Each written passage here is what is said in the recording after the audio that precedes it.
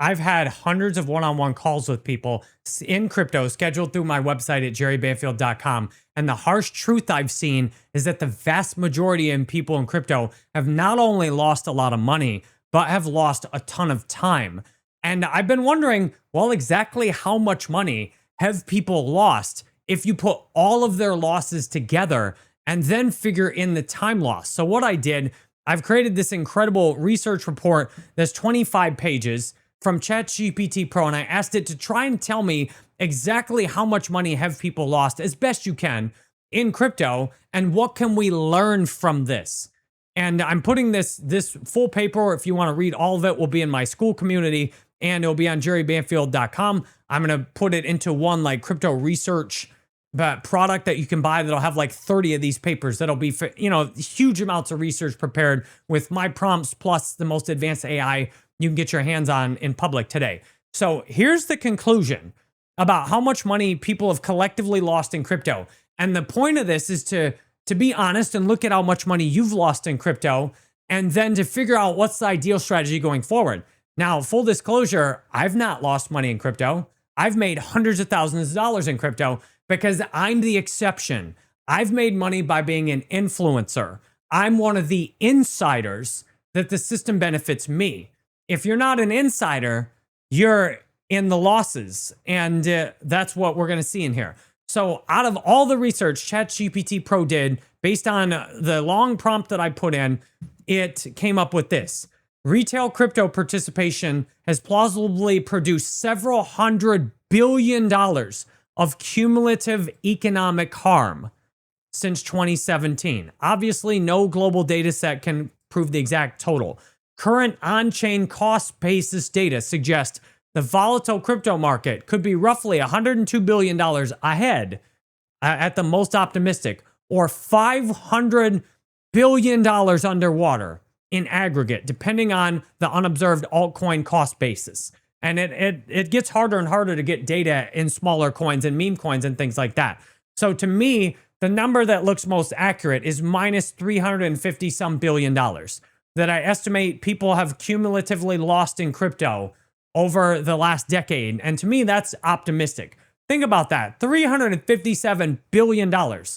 And that may not include how much money insiders have made. Because the hard thing looking at this data, as you can see in the report, is that insiders often make a bunch of money that makes these numbers look better. But crypto retail, I mean, most of the hundreds of people I've talked to at jerrybanfield.com in one-on-one calls, most have lost money in crypto. Some have shown me huge numbers that they've lost. And they're like, what do I do to turn this around? Like, well, first you need to be honest and look at how this happened, why it happened, what do you learn from it? And then figure out, with all that in mind, where do you go forward and how do you not repeat this? So right now, Bitcoin so far looks like it is what's happening in Bitcoin, because Bitcoin's been around so long, because it has went up on average, and same thing with Tron, that Bitcoin looks like it hasn't been so bad for investors. However, again, it's heavily weighted to insiders who had a lot of the early Bitcoin. So a lot of the money that's actually been made in Bitcoin has not been made by retail. It's been made by people who were very early. So let's look at what this report supports and does not support. So it supports that retail participation is badly timed on average. And this is what's so important to get in your head. If you're honest that you're a crypto retail, most of the time your participation is badly timed. You will buy at the wrong time, you will buy high and sell low.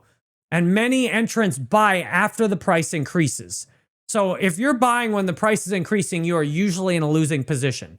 Very well supported. Retail participation is badly timed on average, and many entrants buy after price increase. Supported. Aggregate gains can coexist with the majority of smaller or later entrants losing. This is exactly what I was saying. That even though, like Bitcoin, for example, looks like people have done well in Bitcoin, but that's because a small amount of people have made a huge amount of money in Bitcoin, and they've been the ones pushing Bitcoin to everybody. And a lot of the smaller people in Bitcoin have actually lost money. For example, I have a friend. I told her that Bitcoin was an incredible opportunity at 16,000, at 20,000, at 30,000. Do you think she listened to me then? No. She then tells me when it's 80 or 90,000 that she bought Bitcoin. Now the price is 60 some thousand. This is exactly what happens in retail that she doesn't buy. When I'm sitting there telling her I'm buying at 16,000, I was buying Bitcoin every day. I said, I'm buying Bitcoin every day. Now's the time. She's like, no, but she was following authority. So authority in 2023 was fudding Bitcoin and putting it down. Then when authority starts hyping Bitcoin in 2025 towards the top, she buys it and she loses. Meanwhile, the people who already had the Bitcoin and sold it to her make money. Supported trading, leverage, liquidity provision, and constant attention create structural disadvantages for ordinary participants. And honestly, most of you are ordinary participants.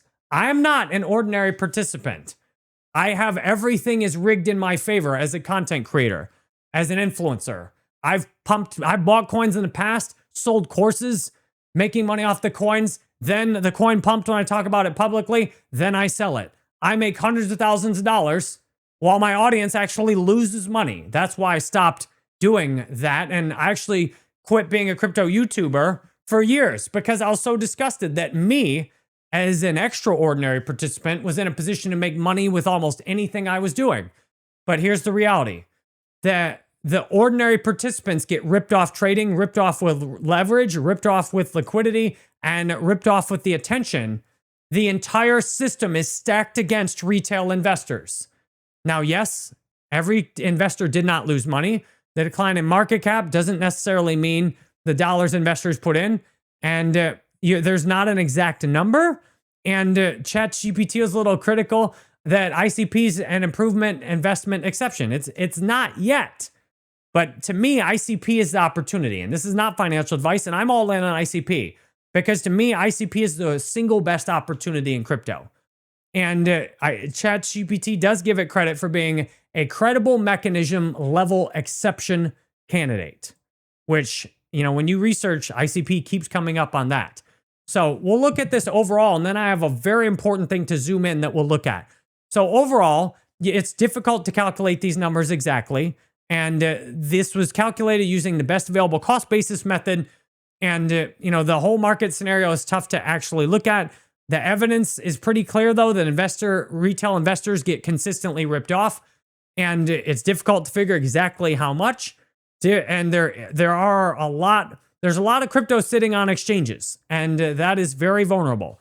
And you can see the money mostly in crypto that retail lost mostly went to exchanges, coins, insiders, venture capital, and influencers. Like, these are the entities, and I'm one of the influencers and insiders. Like, these are the entities that have consistently ripped off crypto retail and make it hard. But then there's the additional complexity of all the fraud, the theft, the custody failures, the lost keys, the exchanges have written down. But the biggest thing, time as a hidden loss. This, I would argue, is actually the biggest loss in crypto. And the question you should be asking, is crypto a good use of your time and money? And that's why, to me, ICP is the credible exception, where it's the one crypto to set it and forget it and don't even worry about it based on the fundamentals of the technology. So let's scroll down. We'll look at, the measurement problem is pretty difficult, and looking exactly how much people put in. And, it went through and explained how it calculated everything and, broke down the numbers that it came up with. And overall, Bitcoin profit and loss looks good. But again, how much of that is insiders versus how much of that is retail that bought high and then sold the Bitcoin low? Almost everything besides Bitcoin and Tron at this point is in losses. Ethereum's in losses, Solana's in losses, XRP's in losses, Dogecoin, Toncoin, and the majority of other altcoins, including ICP, are in losses. And altcoins are one of the absolute worst investments. But Bitcoin, how is that going to hold up in time? Does it make sense to buy Bitcoin from today? It absolutely does not. So if you look at the whole scenario range, you can try and look at how this all comes out. And this is how it calculated that the entire market could be up $100 billion or the entire market could be down $500 billion. Now that's a big range, but the average sits in the middle of huge losses. And it's not provable, but it makes sense. And the evidence, for retail, here's a very key thing 73 to 81%, which this is exactly how I started in Bitcoin. Even 73 to 81% of retail investors likely lost on an initial Bitcoin investment. And especially how Bitcoin went up and has been straight down for a year, this is likely very similar to today. So while right now most people didn't participate in crypto, people who did, the median put less than a week of income in, but more than 20% of people put more than a month of income in. Like I have like $20,000 in ICP right now. So that's more than a month of income for me right now in here. So this is a deep report, so we don't need to read every single thing. I read through this before I did this video, so I can give you the key points. So here's a huge point right here. Realized gains, losses, and the distribution problem. Chain analysis estimates realized gains by comparing deposits and withdrawals, assessing gains when users withdraw more than they deposited. In this method, approximately 160 billion in gains in 2021, 130 or so in losses in 2022, and a few billion in gains in 2023. Here's the thing though, those numbers disprove the claim that cryptos only transferred money away from all investors. Real gains were taken. They do not, however, identify how gains were distributed among insiders, early adopters, institutions, and later households. And they don't cover decentralized exchanges, wallets, over-the-counter trades, failed platforms, etc. So here's the crazy thing. Crypto can create large aggregate gains and still leave most late retail entrants losing. A small group that entered early or deployed more capital can realize more dollars than a much larger group in losses in smaller amounts. So this is very clear data to me that the majority of retail investors have lost money participating in crypto. Here's a detailed scenario. Imagine 10 early investors earn 10 million, while 1 million later investors each lose 50 million. The market reports 50 million in net gains, even though 99.999% of participants lost. The actual crypto distribution is not that severe, but it shows you it can look like people are making money in crypto, while the truth is almost all retail investors are losing. Like I'd say 80 to 90% of retail investors have lost money in crypto, and that's not even including the horrible time cost. And even what's worse is people often will think, well, you'll focus on, well, I turned this, I had this junk tiny coin I bought that my friend launched in 2021. I put in $300, and in 2022, I sold $15,000 out of that coin. Now, I made $14,000+ in that coin myself. How did I make that, though? I was an early insider. I was one of the first few hundred people to buy the coin. My scammy friend, who I've since blocked on every platform with his next scam offer always comes along, and he's actually the one who got me into crypto, though.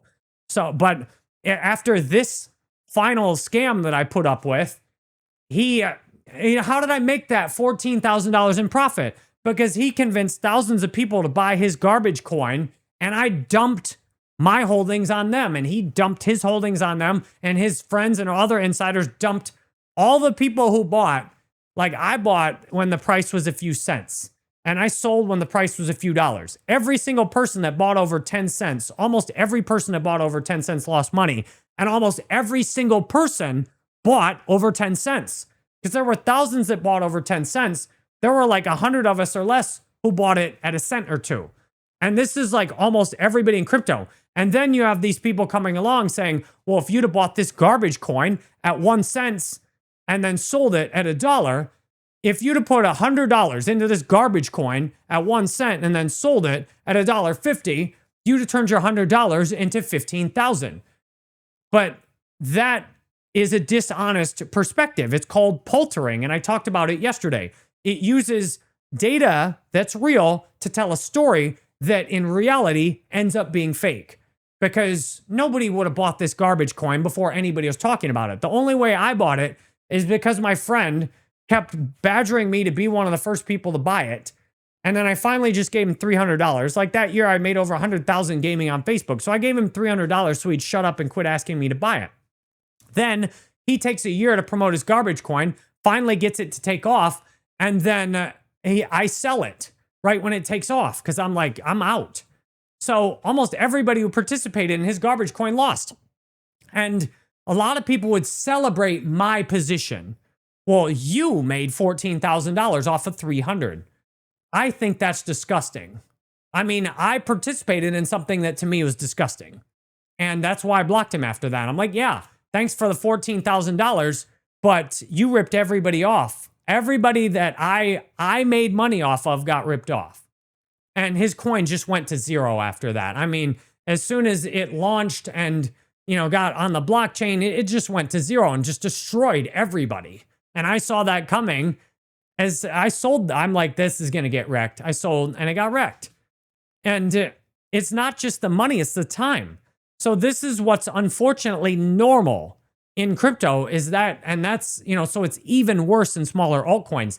But even in bigger coins like Bitcoin, that's still what's happening to retail. So right now, realistically, retail has lost hundreds of billions of dollars on the low end. This is ChatGPT's best available data, supporting a range that at a minimum, retail's lost hundreds of billions of dollars. In the base case, which is where, I generated this number off of, the base case is that retail's lost $370 billion. And a higher case is that retail's lost closer to over $500 billion. So you've got to realize, like, this is a losing game. And to me, the way to play the game is to find something, either don't play it. Like, I don't go to the casino anymore because I know going to the casino is a losing game. So I don't go. To me, the only way to win in crypto is ICP. It's at all-time lows. That is the best tech in crypto. And to an invest amount, I can afford to lose if it's wrong. That's what I found. The only way, now, see, for me as a crypto influencer, if I community farmed and told you every coin was great, I personally would make lots more money. But I like looking at myself in the mirror and loving myself instead of feeling like a disgusting piece of crap who rips people off. I guess a lot of other people in the crypto space are willing to be a disgusting piece of crap that rips people off in exchange for lots of money and views. I used to be. I'm not willing to do that anymore. I need to be proud of what I'm doing. So on top of all the money retail's lost, there are hundreds of billions of dollars sitting on crypto exchanges that could be lost, that you could easily lose it for, for example, Andrew Tate said that he got put on the terrorism watch list. And from what to me sounds like BS, but whether you think it's BS or not, the fact is that as soon as they put him on that watch list, he lost access to his Coinbase account. So if you get hit with anything at a government level, these crypto exchange accounts that are regulated and controlled by the government, they can take those just as easily as a bank account. But you could also lose from the exchange going down in a different way than you would from a bank account because they're not insured. And you could lose from the blockchain going down and the price going down. So way more risky. Most of the time, according to data, like no upside. So there's hundreds of billions of dollars sitting on all these exchanges right now. And these are all in risky positions. Like if something happened with Bitcoin, something could happen with a Bitcoin blockchain, something could happen with a Coinbase Bitcoin wallet, and something can happen, all the other same real life stuff that could happen to you with a bank account. You have all those risks. And people, the defensible conclusion is several $100 billion of crypto is visibly custodied. This is not the total wealth, and it doesn't reveal whether they're in custom and benefit or not. So you can see that retail has just bled to all kinds of different projects, influencers, paid promotion. Coinbase estimates that they've made billions of dollars just on transactions alone. It's like poker, sitting there playing poker at the casino. The house is guaranteed to win. It doesn't matter the players themselves, the house is guaranteed to win. And I don't like playing a guaranteed to win game. Another layer of this is looking at fraud, theft, custody failures, and lost keys. I've talked to a number of people. Like this woman was telling me, how do I do this with my MetaMask wallet after she was already in ICP and had, tens of thousands of dollars in ICP. Then she's messing around with a MetaMask wallet. And this is a woman who, in her own words, really struggles with technology. I'm like, why the hell are you using MetaMask if you struggle with technology? I helped you set everything up perfectly with ICP. And now you're saying you don't know where your money went in your MetaMask wallet. I'm like, that you screwed up. Like, you screwed up as soon as you downloaded MetaMask and transferred Ethereum off of Coinbase. That was the mistake you made. And now she's lost her Ethereum in her MetaMask wallet. And I don't know what happened. I would guess that she clicked somewhere wrong and she got it stolen. And not just that, but people lose their private keys, lose their cold wallets. Custodians have the same problem, just less often, but it's devastating. Exchanges go bankrupt, get hacked, bridge failures. I mean, it's nuts how much money has been lost through fraud, theft, custody failures, and lost keys.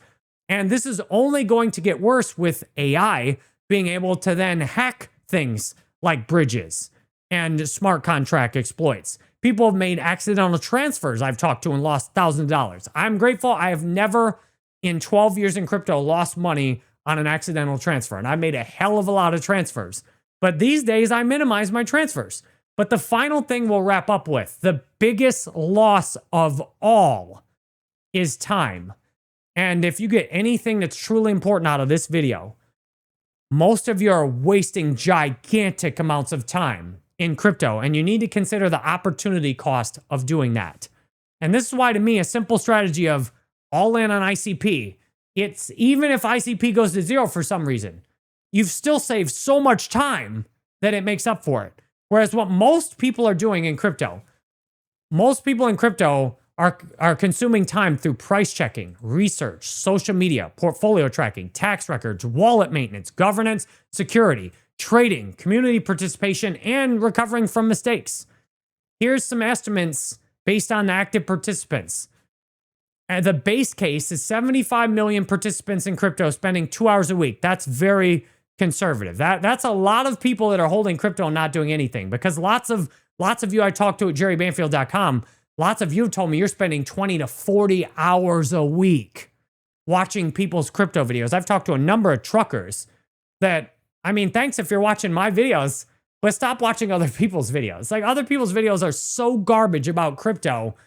I mean, it's such an obvious, horrible waste of time. And look at even the base case, the conservative case ChatGPT lays out. 75 million people on average spending 2 hours a week, which, sure, that makes sense if, let's say, most people just buy crypto and don't watch or don't pay attention. But you got to consider all the, there's at least 10 million people in here that probably spend 20 hours a week, 10, 20 hours a week watching all this crap, posting on X, getting upset, trading on exchanges, signing in their Coinbase, checking prices. Look at the opportunity cost.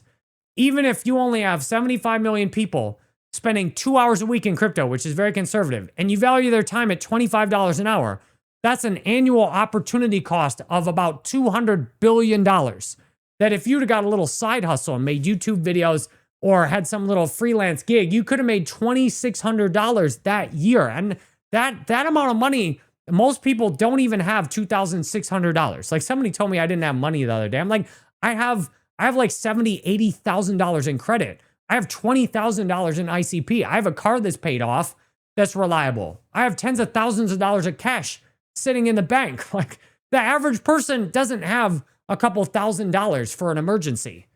And yet, if you're in crypto, you're putting your emergency money into crypto, then you're pissing time away that could have made you thousands of dollars a year. I think the high scenario is more likely. 150 million participants all over the world, 5 hours a week on average, $30 an hour of time. The annual time cost is $1 trillion. And this is actually the largest loss right here. And I'd say this scenario, from what I've seen, makes much more sense.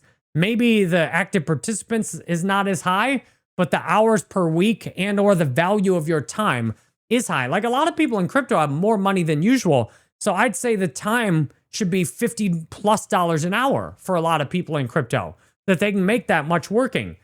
And this looks more accurate. A lot of people, if you just worked, if you learned a skill or started a side hustle instead of doing crypto, you'd probably be looking at close to $10,000 a year you could make instead of watching stupid ass crypto videos where people show meaningless price charts and say the same crap every day. And the only reason you need to watch that is because you're insecure. You don't know if you made the right investment, so you constantly need somebody to reassure you. I'm secure in my investment in ICP. I've done the best research I can. So you can go into more detail on this port. I'll put this in my school community, and I'll put a product that will have lifetime access to all my reports like this that I do. And I hope if I can just help one of you stop burning your time and money in crypto.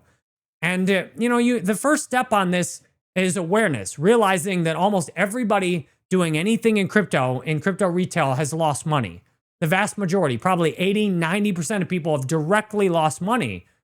But even more than that, probably 95 to 99% of people, when you look at time as the hidden loss, probably 99% of people in crypto retail have lost when you count the crypto and the time.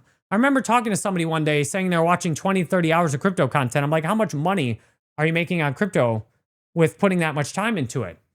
How much money would you make putting that time into something else? And it was clear talking to them, if they actually worked an extra 20 hours a week, they'd make way more money than they were making with their crypto investments. Their crypto investments were an anchor dragging them down. And almost everybody who's invested in crypto spent time watching crypto videos. Crypto has dragged you down. So stop letting crypto drag you down. And if you want my support, go to jerrybanfield.com. I have a lifetime chat community where you can join this community and you can chat with me all day, every day. You can join the chat community, and I'm really grateful. We just had another person buy this. Citrus just bought this morning. I just launched this in the last week. You can see right now 4 people have bought the chat community in the first week and are in there, which is awesome. They have lifetime access and would love to feature you up here. I also have calls. If you'd like to talk with me, you can hop on. Sometimes I'm online. You can just pay like instantly and talk to me for 10 minutes or for 30 minutes about exactly where you're at. I also have Zoom calls that can be scheduled in advance. I have my Officer Banfield book is quite an uncensored, incredible story of my time as a police officer. I have my school community where I put these things in there, and I'll make a new product where I've got all these reports also. If you just like to support and see your name on the tip wall, if you appreciate that I'm trying to help you save your time and money, that's why I do my videos. That you can watch my videos, and watching my videos might help you save hundreds of hours, thousands of dollars, losing time and money in crypto. Help you stop watching all these garbage videos you all watch. I see who you all watch. These guys don't know shit and are wasting your time. Like they are just scraping you for time and money and confusing you. So thank you to the anonymous tippers who've said that you're passionate about the truth. Thank you for Blonde Trolls, set up a profile. And I appreciate all your support. I'm here for you every day, and I'll hope to see you on jerrybanfield.com and get to know you better.